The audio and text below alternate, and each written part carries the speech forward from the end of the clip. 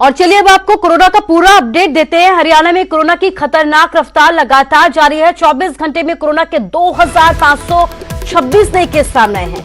गुरुग्राम और फरीदाबाद में सबसे ज्यादा कहर है। गुरुग्राम में 339, फरीदाबाद में 298 नए केस दर्ज किए गए हैं। 24 घंटे में कोरोना के 19 मरीजों ने दम तोड़ दिया है। 24 घंटे में कोरोना के 1874 मरीज रिकवर भी हुए हैं। हरियाणा में 93,641 मामले हो चुके हैं। इसके साथ ही 975 लोगों की मौत हो चुकी है। अब तक 72,587 मरीज रिकवर हो चुके हैं।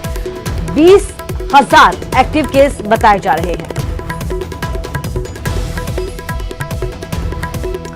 और ज्यादा जानकारी के लिए हमारे संवाददाता धर्मवीर शर्मा हमारे साथ लाइव जुड़ गए हैं। धर्मवीर, आपसे ये जानना चाहेंगे कि गुरुग्राम में एक वक्त था कि स्थिति संभलती नजर आ रही थी और एक बार फिर से गुरुग्राम में लगातार आंकड़ों में इजाफा होता जा रहा है, तो क्या कुछ वजह और क्या कुछ अपडेट अभी तक? बिल्कुल, देखिए, जब से अगर हम बात करें पिछले 15 से 20 दिन की, तो लगातार ये मामले जो हैं बढ़े हैं। उससे पहले की अगर मैं बात करूं तो करीब 2 महीने तक जो एवरेज थी रोजाना कोरोना के मरीजों के सामने आने की, वो 100 से भी कम थी। लेकिन पिछले 13 दिन में अगर मैं बात करूं तो गुरुग्राम में 3332 मामले जो हैं कोरोना के वो सामने आए हैं, यानी कि 256 मामले रोजाना के।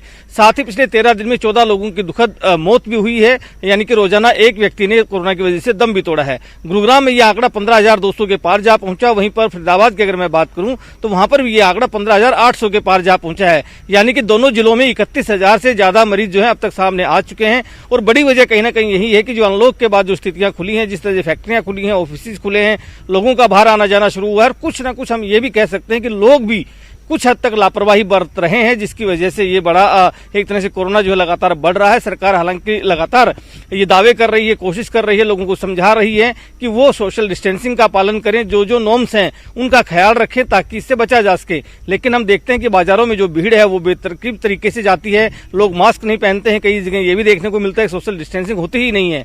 तो ये एक बड़ी वजह है जिसकी वजह से लगातार जो केस है वो बढ़ रहे हैं। दूसरी बड़ी वजह यह है कि अब कोई भी किसी भी तरह की रोक टोक नहीं है, यानी कि आप कहीं भी आ जा सकते हैं, चाहे वो प्रदेश में कोई जिला हो या फिर दूसरे राज्य में जाने की बात हो। तो ये सब चीजें जब से हुई हैं उसके बाद से लगातार अब मामले बढ़ रहे हैं। साथ ही जो कंपनियां खुली हैं, फैक्ट्रियां खुली हैं, तो लोग कामकाज के लिए भी निकल रहे हैं, तो इसलिए भी ये मामले बढ़ रहे हैं। लेकिन सरकार अब भी ये कोशिश कर रही है और लोगों को भी समझा रही है कि वो सभी नॉर्म्स का पालन करें ताकि इससे बचा जा सके। कुसुम